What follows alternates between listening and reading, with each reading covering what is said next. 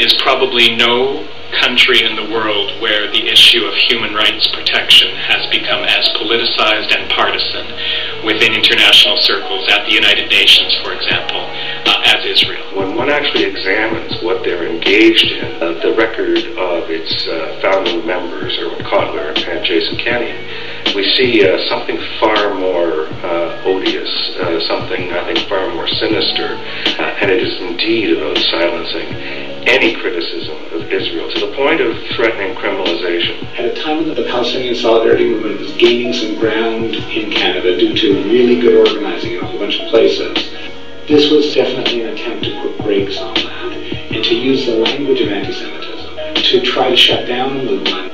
Real anti-Semitism is the tradition within Western society going back 2,000 years of discriminating against and sometimes exercising violence against members of the Jewish community based on the fact that they were Jews.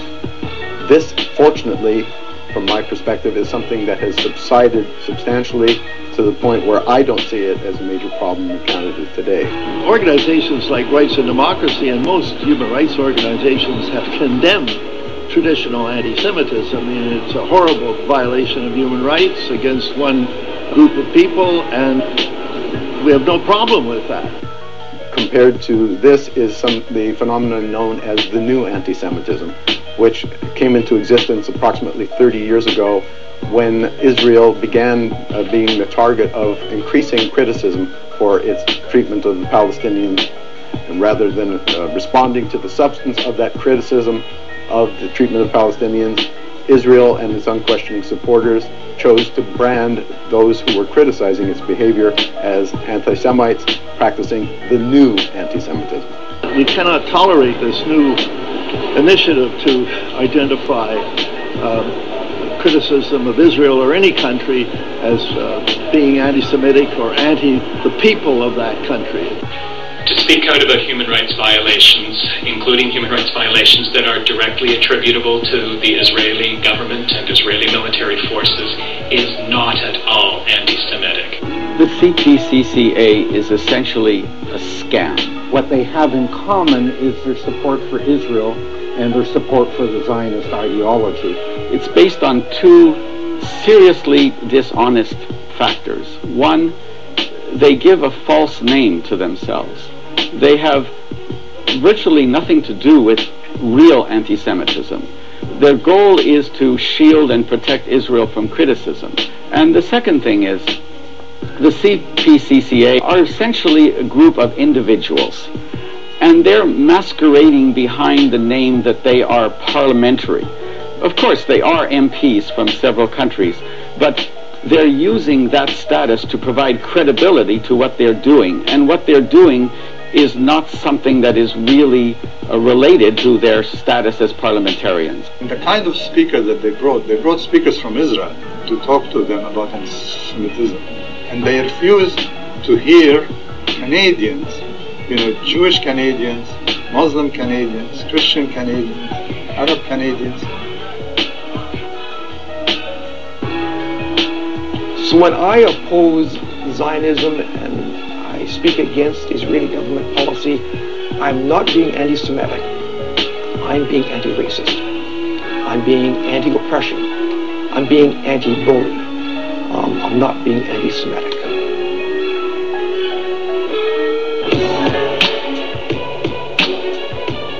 It is the case that at this moment activists in France are before a court accused of hate crimes for having distributed pamphlets advocating boycott, divestment, sanctions as a peaceful solution. They're part of an organization that's been very vocal in saying we oppose all forms of racism, including anti-Semitism most distinctly. They're facing court charges in France on hate speech. I'm deeply concerned about the implications at a legal level. They will actually try to use things like hate speech laws and so on to actually shut down Palestine solidarity activities, to try to ban speakers from campuses, ban speakers from entering the country. We've already seen that in terms of George Galloway and so on. And I'm concerned that a movement that has faced all kinds of obstacles to establish itself, the Palestine Solidarity Movement, and has done, despite that, amazing organizing work, is going to face a new round of legal attacks at all kinds of levels that are completely unjustified by any meaningful sense of human rights. What we've learned through history, and we keep forgetting, is that if we're not vigilant, those with power will take away our rights because they're happy for us not to have them. They can proceed as they want.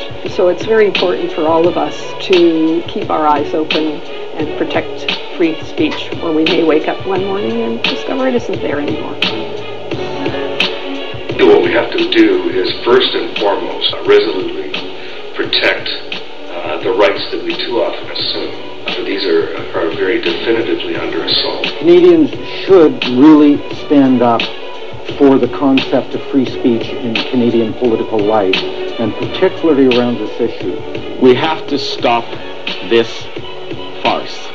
The CPCCA is anti-democratic, and we need to reveal and expose what they are doing and repudiate their declarations and their conferences. And also we need to look at the Canadian MPs that are participating in this fiasco, and perhaps we should try to make sure that they don't continue to work for a foreign country against the interest of Canadians. We need to count on the courts to stop the government from abusing its powers, and in Mr. Galloway's case, the court stopped it. I would like to salute each and every one of those who helped us in this campaign, who made this victory possible, and to thank the judge himself, who has proved that Canada remains a country governed by laws rather than the whim, caprice of here today, gone tomorrow, neocon politicians, the last redoubt of George Bushism in the Americas.